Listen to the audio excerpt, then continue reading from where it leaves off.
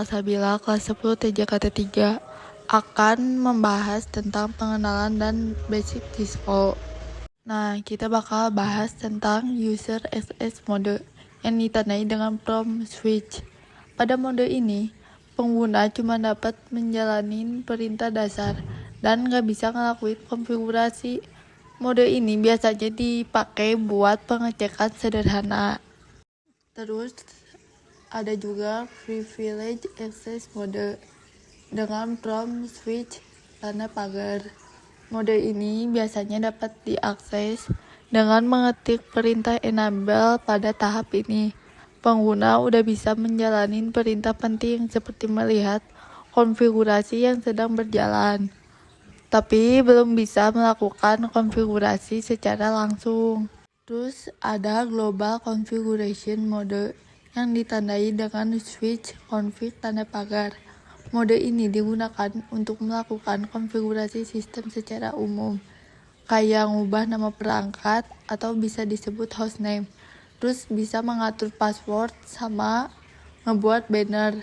Biasanya mode ini diakses dari privilege mode dengan perintah config terminal. Terus ada juga sub configuration mode kayak switch config interface pagar.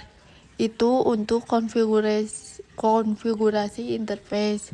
Dan ada juga switch config line, itu buat konfigurasi line atau akses. Mode ini digunakan untuk pengaturan yang lebih spesifik, misalnya mengatur koneksi pada port atau akses login.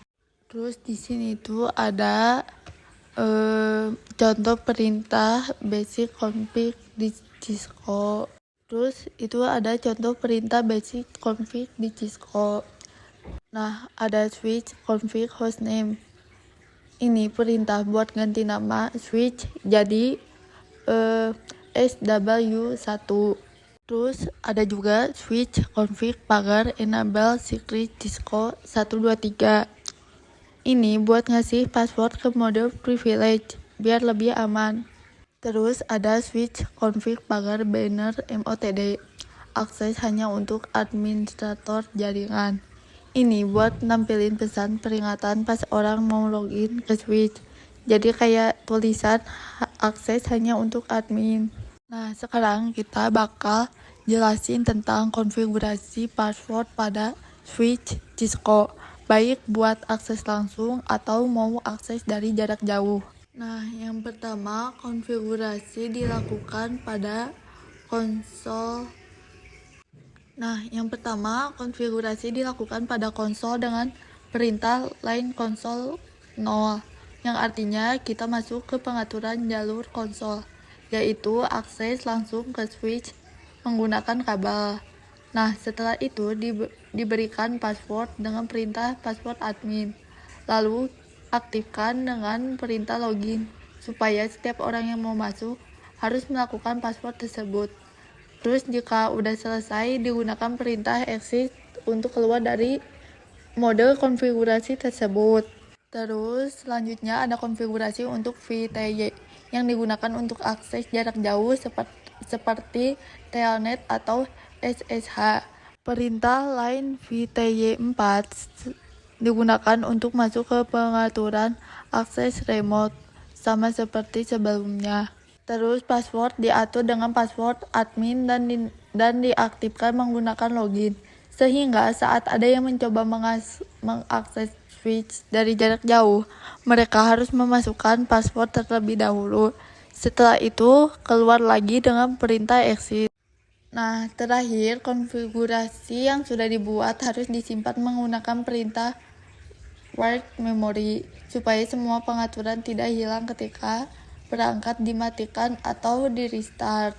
Terus sekarang kita bakal ngebahas cara mengecek konfigurasi dan mengatur IP address pada switch atau router Cisco. Nah, yang pertama ada perintah show IP interface brief yang digunakan untuk melihat status semua interface atau port, apakah sedang aktif atau tidak, sekaligus melihat IP yang terpasang. Lalu ada show running config yang berfungsi untuk melihat konfigurasi yang sedang berjalan saat ini di perangkat.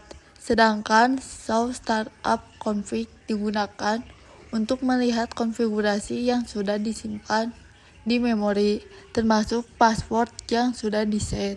Selanjutnya, kita jelaskan juga tentang konfigurasi interface dan IP address.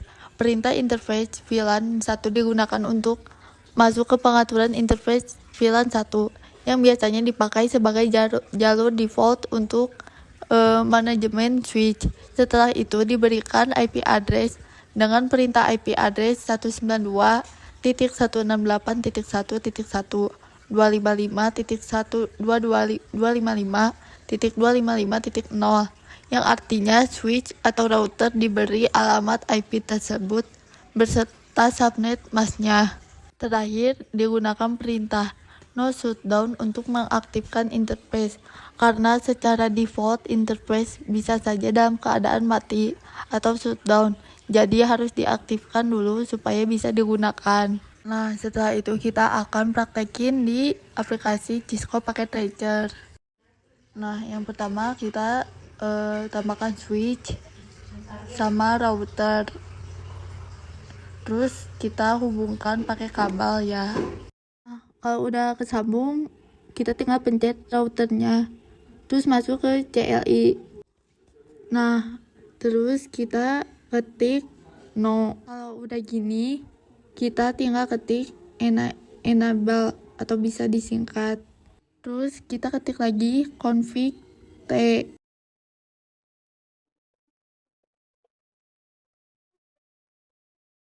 Nah, kalau udah kayak gini, kalian bisa ganti namanya.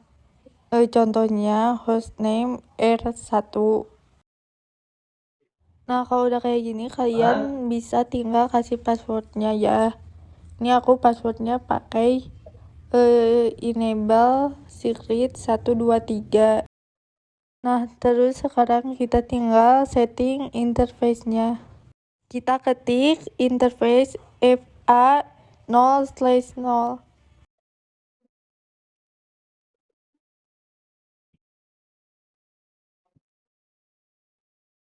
Nah, habis itu kan ini interface-nya masih mati ya.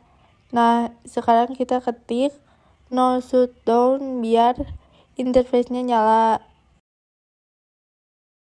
Nah, kalau udah berubah warna jadi hijau, berarti udah nyala ya, teman-teman.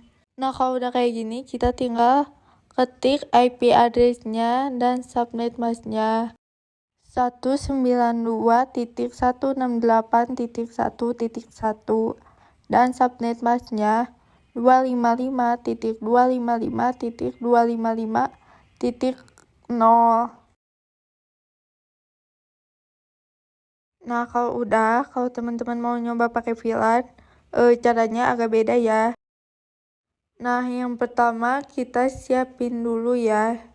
Terus kita langsung masuk ke CLI. Nah, kalau udah kita langsung ketik 0 lagi dan ketik enable seperti di awal. Terus kita langsung ketik config T. Dan kita ketik lagi interface-nya. Tapi sekarang interface-nya beda ya. Kita isinya interface VLAN 10.